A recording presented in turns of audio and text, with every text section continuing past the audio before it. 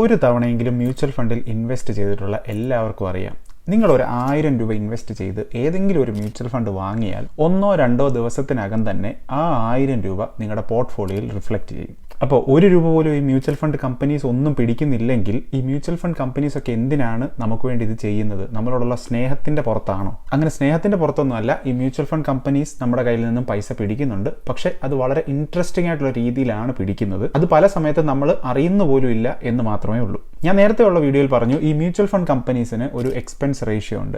ഈ expense ratio വെച്ചുള്ള പൈസ കൃത്യമായിട്ട് അവർ നമ്മുടെ കയ്യിൽ നിന്ന് പിടിക്കുന്നുണ്ട്. പക്ഷെ എപ്പോഴാണ്, എങ്ങനെയാണ് അവർ പിടിക്കുന്നതെന്ന് ചോദിച്ചു കഴിഞ്ഞാൽ മിക്ക ആളുകളും അത് ശ്രദ്ധിക്കാറ് പോലും ഇല്ല.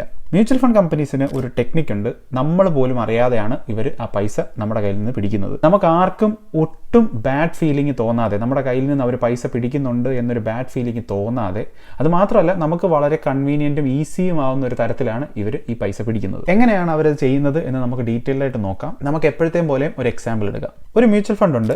ആ മ്യൂച്വൽ ഫണ്ടിന്റെ NAV വാല്യൂ 100 രൂപയാണ് എന്ന് വെക്കുക. അതിന്റെ എക്സ്പെൻസ് റേഷ്യോ 1%. എക്സ്പെൻസ് റേഷ്യോ എന്താണ്? ഞാൻ നേരത്തെ വീഡിയോയിൽ എക്സ്പ്ലെയിൻ ചെയ്തിട്ടുണ്ട്. പക്ഷേ എങ്കിലും ഓർമ്മയില്ലാത്തവർക്കായിട്ട് പെട്ടെന്നൊന്ന് പറയാം. ഈ എക്സ്പെൻസ് റേഷ്യോ ആണ് ഈ മ്യൂച്വൽ ഫണ്ട് നടത്തിപ്പിനായിട്ടുള്ള അവരുടെ എക്സ്പെൻസിനായിട്ട് നമ്മുടെ കയ്യിൽ നിന്നും പിടിക്കുന്ന പൈസ. അപ്പോൾ ആ എക്സ്പെൻസ് റേഷ്യോ 1% ആണ് എന്നാണ് ഞാൻ പറഞ്ഞത്. അപ്പോൾ ഒരാൾ 10000 രൂപ ഈ മ്യൂച്വൽ ഫണ്ടിൽ ഇൻവെസ്റ്റ് ചെയ്തു എന്ന് കരുതുക. അതിന്റെ 1%, അതായത് 100 രൂപ മ്യൂച്വൽ ഫണ്ട് കമ്പനീസ് ഈ 100 രൂപ അവരുടെ എക്സ്പെൻസസിനായിട്ട് എടുക്കും. അപ്പോൾ 100 രൂപ പിടിച്ചിട്ട് ബാക്കി 9900 രൂപ മാത്രമാണോ മ്യൂച്വൽ ഫണ്ട് കമ്പനീസ് ഇൻവെസ്റ്റ് ചെയ്യുന്നത്? അങ്ങനെയല്ല. അവർക്ക് ടോട്ടൽ പിടിക്കാനുള്ളത് 100 രൂപ. ഈ 100 രൂപയെ അവർ 365 കൊണ്ട് ഡിവൈഡ് ചെയ്യും. അതായത് ഒരു വർഷത്തിലുള്ള ദിവസങ്ങൾ വെച്ച് ഡിവൈഡ് ചെയ്യും. അപ്പോൾ 100നെ നമ്മൾ 365 കൊണ്ട് ഡിവൈഡ് ചെയ്യുമ്പോൾ 0.273 ആണ് കിട്ടുന്നത്. ഈ 0.273 റുപ്പീസ് അവരെല്ലാ ദിവസവും പിടിക്കും. ഇനി അങ്ങനെ ആ പൈസ അവർ പിടിക്കുന്നതും ഡയറക്റ്റ് ആയിട്ടല്ല, അതും വളരെ ഇൻട്രസ്റ്റിംഗ് ആയിട്ടുള്ളൊരു രീതിയിലാണ്. അപ്പം നമ്മൾ നേരത്തെ പറഞ്ഞ ആ എക്സാമ്പിൾ നമുക്ക് ഒന്നുകൂടെ എടുത്ത് നോക്കാം. NAV വാല്യൂ 100 ആണെന്ന് ഞാൻ പറഞ്ഞു. 10000 രൂപ ഇൻവെസ്റ്റ് ചെയ്ത ഒരാൾക്ക് ഇൻവെസ്റ്റ് ചെയ്തപ്പോൾ 100 യൂണിറ്റ്സ് ആ മ്യൂച്വൽ ഫണ്ട് കിട്ടി. ഇനി ആ ഇൻവെസ്റ്റ് ചെയ്ത മ്യൂച്വൽ ഫണ്ട് അടുത്ത ദിവസം തന്നെ 2% ഗ്രോത്ത് ഉണ്ടാക്കി എന്ന് കരുതുക. ഇതൊരു എക്സാമ്പിൾ ആണ്. അപ്പോൾ 2% ഗ്രോത്ത് ഉണ്ടാക്കി എന്ന് പറയുമ്പോൾ NAV വാല്യൂ എത്ര ആയി? 102 ആയി അല്ലേ? അപ്പോൾ 10000 രൂപ ഇട്ട് അന്ന് 100 യൂണിറ്റ്സ് കിട്ടിയ ആ ആളുടെ കയ്യിലുള്ള മ്യൂച്വൽ ഫണ്ട്സിന്റെ ഇന്നത്തെ വാല്യൂ എത്രയായി? 102 × 100. അതെത്രയാണ്? 10200 രൂപ.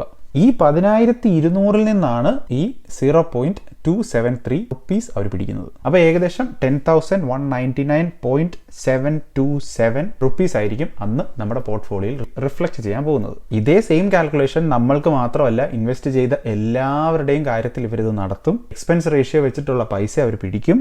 എന്നിട്ട് ഇതിന്റെ ടോട്ടൽ എല്ലാം കൂടെ വെച്ചിട്ട് ആ ദിവസത്തെ NAV ഡിക്ലെയർ ചെയ്യും. അപ്പോൾ ഇതിനകത്ത് അങ്ങനെ വലിയൊരു കൺഫ്യൂഷൻ്റെ ഒന്നും ആവശ്യമില്ല.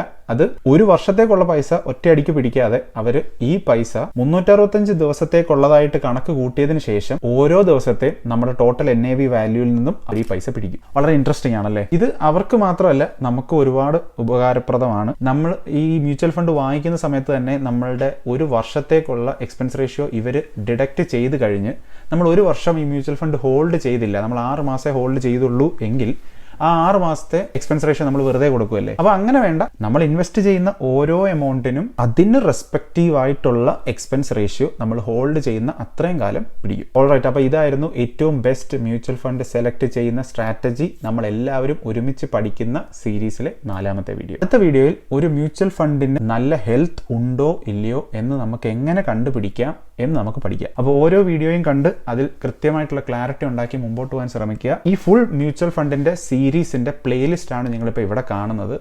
ആ പ്ലേലിസ്റ്റിൽ കയറി എല്ലാ വീഡിയോസും വാച്ച് ചെയ്യാൻ ശ്രമിക്കുക.